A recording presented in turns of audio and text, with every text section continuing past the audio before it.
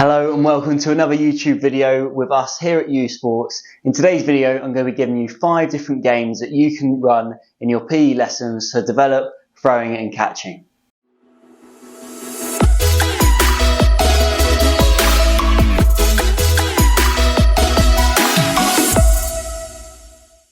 Now we know how important it is that children learn how to throw and catch effectively. They need to learn this at younger ages because it's key for them then to go on to be competent in sports as they get older and enjoy playing sports into teenage years and then into adulthood. So these 5 games here are going to be fun, educational and safe, and they're going to be a really good way to develop throwing and catching skills for 5 to 11-year-olds. So let's get into it. The first game I'm going to talk you through is called the pizza game, and this is probably better for those 6-year-olds, 7, 8-year-olds, the younger age groups in school. And the way it works is in your area you're going to put down lots of different hula hoops, and you're going to have all the children working in the area, and they're all carrying with them a tennis ball. It might be a soft playground ball, it might be something that bounces basically, and depends on how competent your students are in terms of what type of equipment you use. Now, if I'm using a tennis ball, the way that it's going to work is these are our hula hoops, and they are the pizzas that we're going to be creating. And again, I love to be creative, love to be energetic in my sessions, and we're going to make this super fun because we are making a pizza. And the way it works is they are going to run to a pizza base, and they have got to put all the different toppings onto the pizza base. So obviously the first bit is tomatoes. So we need to smash 10 tomatoes onto the floor, and that counts for as our tomato base on our pizza. So all they do with their tennis ball, throw 1 ball down and catch it, 2 catch, 3 catch, and so on until they get to 10. Once they've done that, they then have to choose their own toppings. Okay, so maybe to start with, you might say toppings you're going to have to throw with your left hand, or vice versa.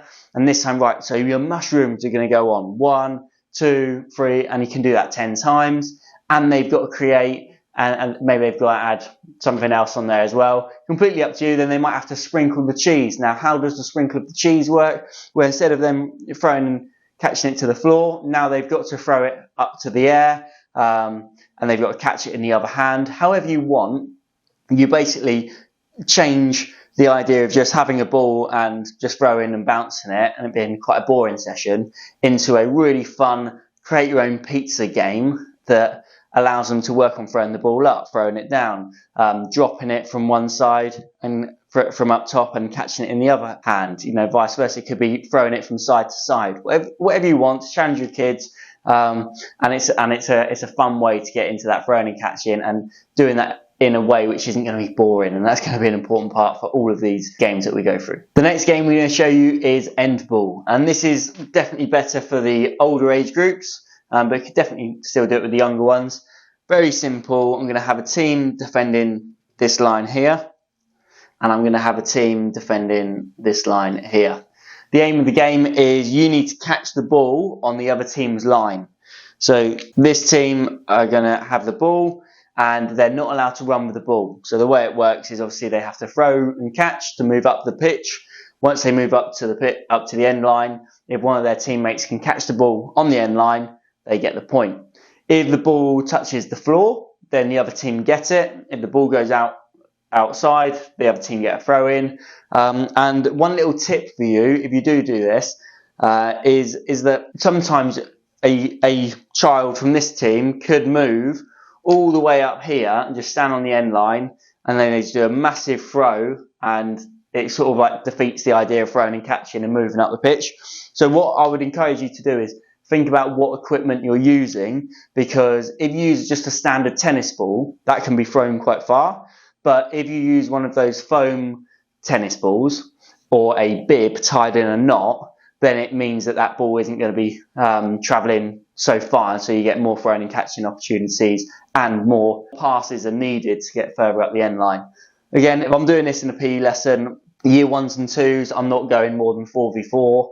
If I've got year 3 and 4s, I'm not going to go more than 5v5. And my sort of 9, 10, 11-year-olds, year 5 and 6, I'm not going to go more than 7 aside. But if I can, I always do smaller sided games. So I'll try and do like 2v2s, 3v3s, just so more children get touches on the ball. The next game is called Capture the Base, and this is a fantastic game because it not only is it throwing and catching, but also is a really fun game that you can be doing with your kids. All right, so the way it works is you're going to have different bases around the area, and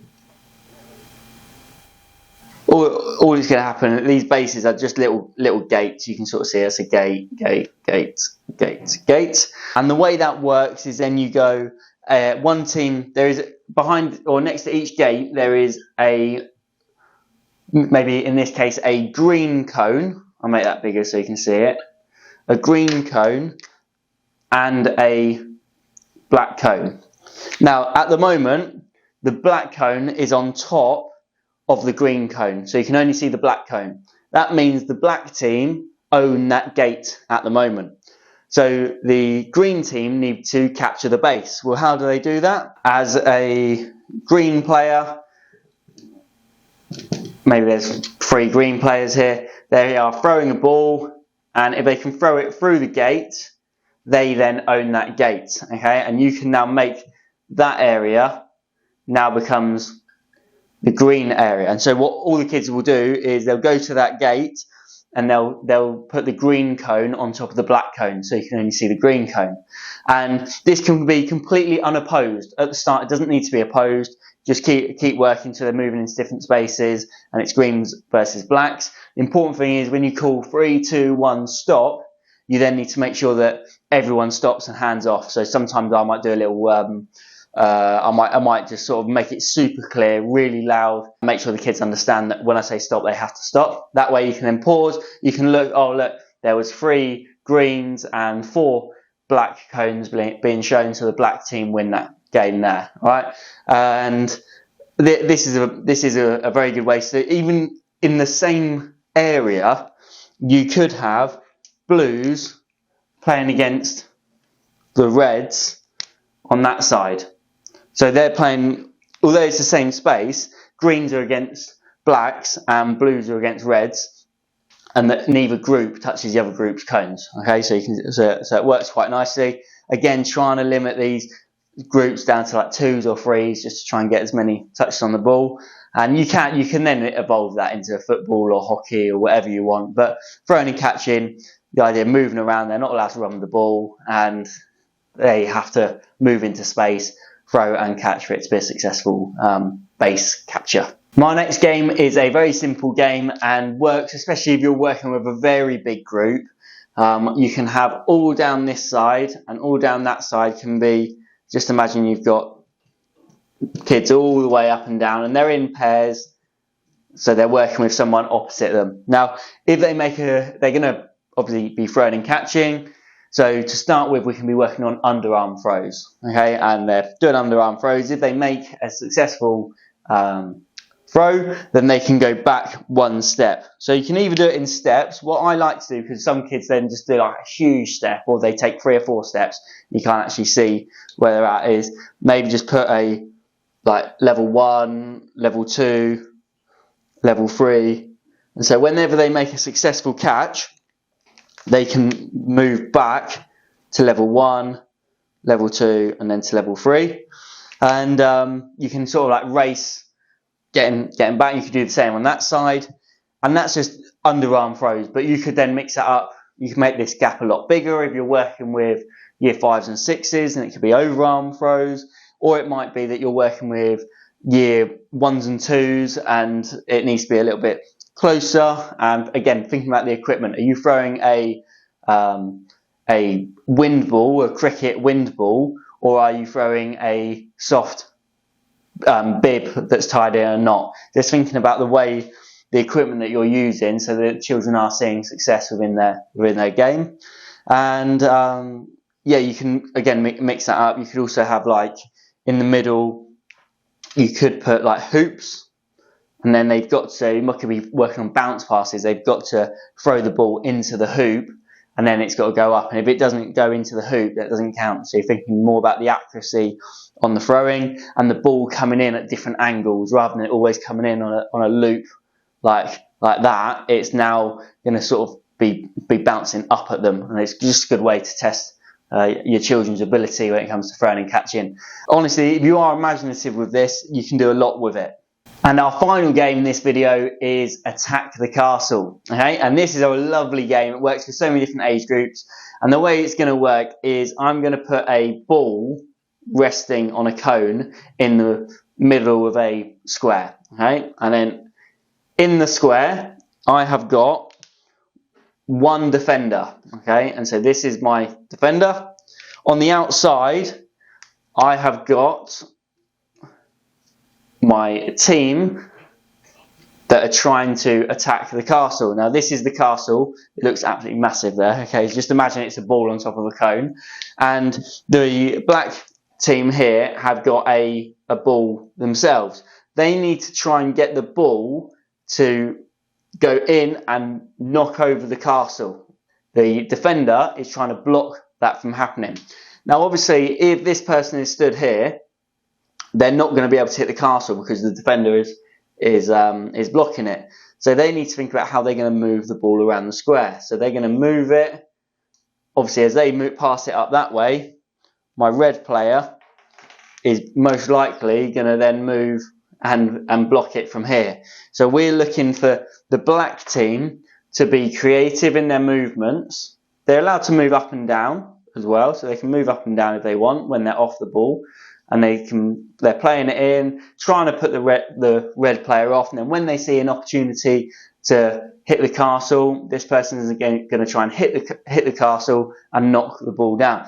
If they knock the castle down, they then get to go in to be the defender. The big thing you need to make sure that works when it comes to this is you need to make sure they actually need to pass the ball. So how do you do that? Well, if this ball could be used and could still hit the castle even when the defender's there, it doesn't help. Okay, so what you might need to do is you could even give the defender, rather than just blocking with their hands, you could give them like a mat or something small to hold, which is like a big barrier. And if they can be moving around with that, it makes it a lot harder. Rather than just blocking with their hands, they've actually got a whole like big rectangle sized thing in front of their legs that just means that this person's never going to bother trying to throw and hit it because it's not going to work.